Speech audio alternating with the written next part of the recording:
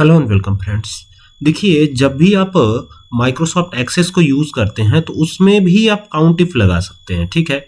और ये सिर्फ एक्सेस की ही बात नहीं है, अगर आप ओपन ऑफिस भी यूज़ करते हैं तो उसमें भी लगा सकते हैं।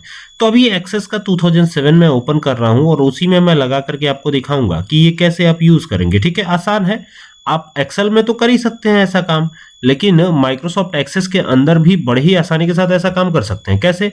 यहाँ पर सबसे पहले एक्सेस को ओपन करेंगे तब तो हमें पता चलेगा। तो ये एक्सेस को ओपन किया है, ये देख सकते हैं।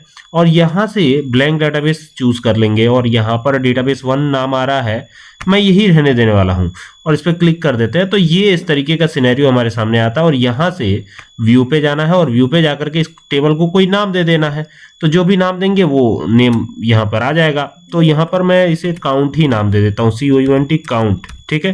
काउंट टी कर देता हूँ, काउंट टेबल, ठीक है। और अब यहाँ पर बात करेंगे, जैसे मान लीजिए नेम लिख देते हैं। यहाँ पर स्टूडेंट का नेम आएगा, नेम ऑफ स्टूडेंट कर देते हैं, नेम ऑफ स्टूडेंट्स, STUDENTS, ठीक है। तो ये नेम ऑफ स्टूडेंट्स में स्टूडेंट्स का नाम आएगा और यहाँ पर अटेंडेंस क्या आएगा? अटेंडेंस आएगा, ATTENDANCE,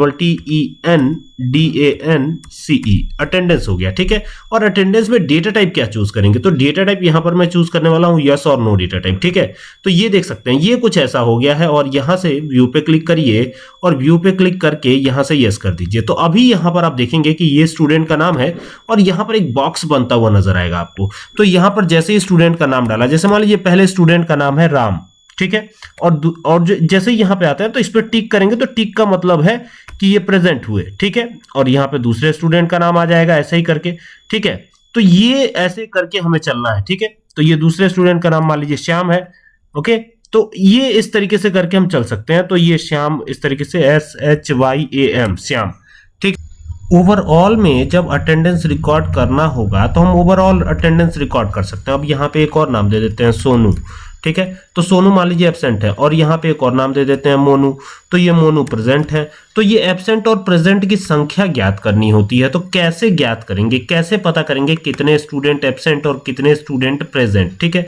इसके लिए एक छोटा सा फंक्शन, छोटा सा फॉर्मूला। तो यहाँ से क्रिएट पे जाके और फिर क्वेरी डिजाइन, ये जो क्वेरी डिजाइन दिख रहा है यहाँ पे क्लिक करना है और ये जो शो टेबल ओपन होती है तो यहाँ से ऐड करवा लीजिए इसको। और जैसे ही ऐड करवाते हैं ना तो यहाँ पर ये देखिए, तो यहाँ पर कुछ भी कैलकुलेट करने के लिए आपको काउंट करने की जरूरत नहीं है। आप सीधा देखिए यहाँ पर ये जो है क्वेरी मैंने क्लोज कर दिया है। ये जो काउंट वाली टेबल है ना, इस टेबल में रहते हुए यहाँ पे आपको टोटल दिखाई देगा। तो टोटल पे क्लिक कर दीजिए।